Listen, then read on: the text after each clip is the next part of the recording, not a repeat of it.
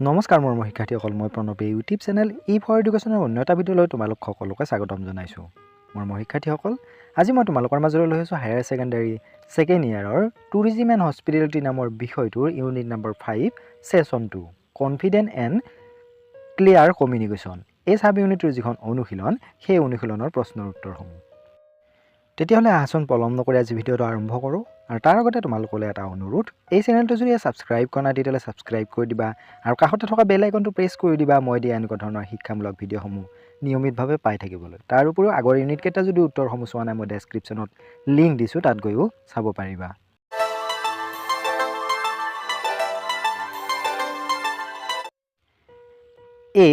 বানানবোৰ শুধৰোৱা, correct the spelling.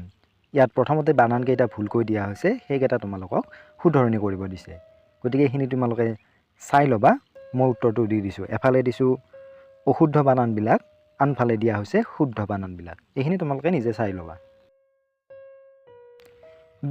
চমুকৈ উত্তৰ দিয়া। কুৱেশ্যন নম্বৰ 1, দ্বিধাবোধৰ কাৰণসমূহ চমুকৈ ব্যাখ্যা কৰা। দ্বিধাবোধৰ মূল কাৰণসমূহ তলত দিয়া ধৰণৰ হ'ব পাৰে। প্ৰথমতে হৈছে জ্ঞানৰ অভাৱ। কোনো তথ্য বা বিষয় সম্পৰ্কে জ্ঞানৰ অভাৱ হ'লে আত্মবিশ্বাসৰ অভাৱ ঘটে আৰু দ্বিধাবোধৰ সৃষ্টি হয়। কোনো ভাষাত দ্বিধাবোধ নোহোৱাকৈ কথা কোৱাৰ ক্ষমতাৰ ক্ষেত্ৰতো একে কথাই প্ৰযোজ্য। কোনো ভাষাৰ মৌলিক ব্যাকৰণ, সৰল শব্দ আৰু প্ৰকাশভংগীৰ জ্ঞান নাথাকিলে সেই ভাষাত কথা কওঁতে নিশ্চিতভাৱে দ্বিধাবোধ হয়। দ্বিতীয় কাৰণটো হৈছে কথা কোৱা আৰু যোগাযোগৰ দুৰ্বল ক্ষমতা। প্ৰয়োজনীয় দক্ষতা নাথাকিলে কথা কোৱাটো কঠিন হৈ পৰে। যিটো এটা ভাষাৰ শব্দ আৰু প্ৰকাশভংগীৰ মৌলিক জ্ঞান তাত্ত্বিকভাৱে জনা নাথাকিলেও সেই ভাষাত বাক্য গঠন কৰিবলৈ আৰু দক্ষতাৰে তথা কাৰ্যকৰীভাৱে যোগাযোগ কৰিবলৈ দক্ষতা আৰু অনুশীলনৰ প্ৰয়োজন। নিয়মীয়া অনুশীলনৰ জৰিয়তে এই দক্ষতা অৰ্জন বা উন্নত কৰিব পাৰি।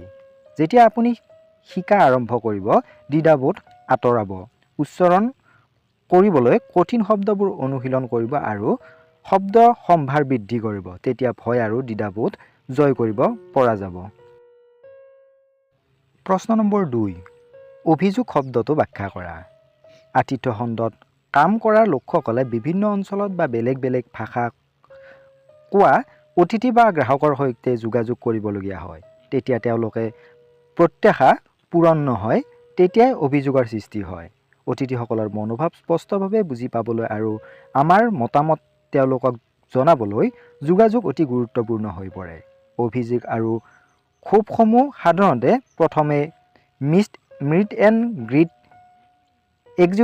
এক্সিকিউটিভৰ ওপৰত ব্যক্ত কৰা হয়, কাৰণ তেওঁ অতিথিৰ প্ৰথম যোগাযোগৰ ব্যক্তি আৰু সেইবাবে অতিথিসকলে তেওঁৰ সৈতে কথা পাতি অধিক স্বাচ্ছন্দ্যবোধ কৰে।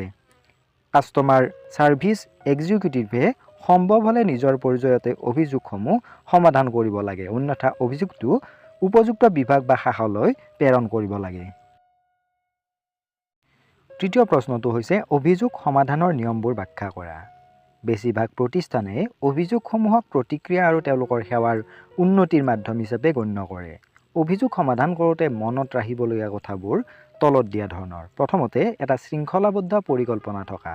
অভিযোগসমূহ সমাধান কৰিবলৈ প্ৰতিষ্ঠানসমূহৰ এক স্পষ্ট, আদৰণিযোগ্য আৰু সমৰ্পিত কাৰ্যালয় নীতি থাকিব লাগে। অন্য ভাষাত ক'বলৈ গ'লে প্ৰতিষ্ঠানটোৰ উন্নতিৰ বাবে অভিযোগসমূহক ধনাত্মকভাৱে গ্ৰহণ কৰিব লাগে। দ্বিতীয় পইণ্টটো হৈছে অভিযোগসমূহক অগ্ৰাধিকাৰ দিয়া উচিত। সেৱাৰ মানদণ্ড উন্নত কৰিবলৈ কৰ্মচাৰীসকলে অভিযোগসমূহ কিদৰে কাৰ্যকৰীভাৱে সমাধান কৰিব লাগে আৰু সেইবোৰৰ প্ৰতিকাৰক অগ্ৰাধিকাৰ হিচাপে গ্ৰহণ কৰিব লাগে সেয়া জনা উচিত। যদি সংশ্লিষ্ট ব্যক্তিজন সমস্যা সমাধানৰ বাবে পৰ্যাপ্তভাৱে দক্ষ নহয়, তেন্তে তেওঁলোকে অভিযোগটো ঊৰ্ধ্বতন কৰ্তৃপক্ষক ৰিপৰ্ট কৰিব লাগে বা প্ৰেৰণ কৰিব লাগে। তৃতীয়তে কৰ্মচাৰীৰ প্ৰশিক্ষণ। অভিযোগসমূহ চম্ভালিবলৈ কৰ্মচাৰীসকলক প্ৰশিক্ষিত হ'ব লাগে। চতুৰ্থতে অতিথিক সদায় ধন্যবাদ দিয়া। সমস্যাটোৰ বাবে অতিথিৰ ওপৰত সদায় ক্ষমা খোজা উচিত আৰু পৰৱৰ্তী মূল্যৱান অতিথিৰ বাবে সেৱাসমূহ উন্নত কৰাৰ সুযোগ দিয়াৰ বাবে তেওঁলোকক ধন্যবাদ জনোৱা উচিত।